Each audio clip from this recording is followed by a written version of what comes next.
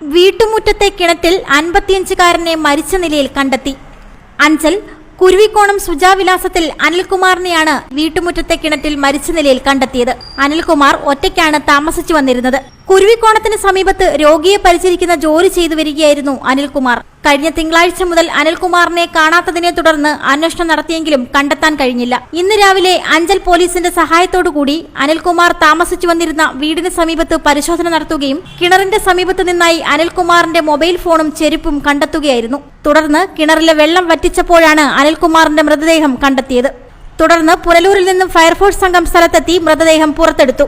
Inquest നടപടികൾ പൂർത്തിയാക്കി മൃതദേഹം പാരിപ്പള്ളി മെഡിക്കൽ കോളേജിലേക്ക് പോസ്റ്റ്മോർട്ടത്തിനായി കൊണ്ടുപോയി. അനിൽകുമാറിന്റെ ഉടമസ്ഥതയിലുള്ള നെട്ടയത്തെ ഭൂമിയിലും നിലവിൽ അനിൽകുമാർ താമസിച്ചു വന്നിരുന്ന കുരുവിക്കോണത്തെ വസ്തുവിലും ജപ്തി സംബന്ധമായ നടപടിക്രമങ്ങളുടെ ഭാഗമായി സഹകരണ സംഘത്തിൽ നിന്നുള്ള നോട്ടീസ് പതിച്ചിരിക്കുകയാണ്. കുരുവിക്കോണത്തെ വീട്ടിൽ അനിൽകുമാർ ജാമ്യം നിന്നതുമായി ബന്ധപ്പെട്ടാണ് നോട്ടീസ് പതിച്ചിരിക്കുന്നത്.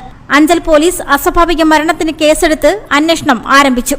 4 സഹോദരങ്ങളുണ്ട്. അവരൊക്കെ ദൂരെയാണ് താമസിക്കുന്നത്.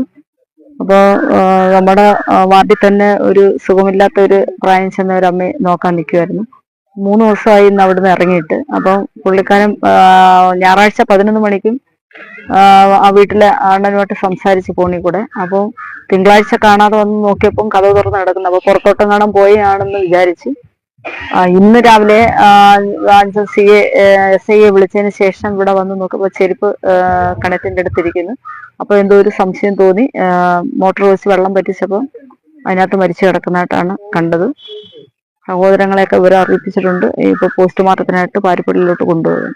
അപ്പോൾ നമുക്ക് മരണവുമായി ബന്ധപ്പെട്ട് കാണാൻ കഴിഞ്ഞ എന്താണ് മാനസിക പ്രശ്നമെന്ന് നമുക്കറിയത്തില്ല. ഇവിടെ വന്നപ്പോൾ വീടിന്റെ കതകില് പുള്ളിക്കാരന്റെ വസ്തുവിന് ആർക്കോ ജാമ്യം നിന്നതായിട്ട് കാണിച്ചുകൊണ്ട് നോട്ടീസ് ഒട്ടിച്ചതായിട്ട് നമുക്ക് കാണാൻ കഴിഞ്ഞിട്ടുണ്ട്. ഇനി അതാണോ എന്ന് നമുക്ക് അറിയത്തില്ല.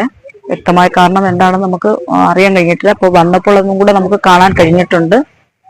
ഇനി പോസ്റ്റ്മോർട്ടം നടത്തിയതിന് ശേഷം പിന്നീടുള്ള കാര്യങ്ങൾ നമുക്ക് അറിയാൻ പറ്റും.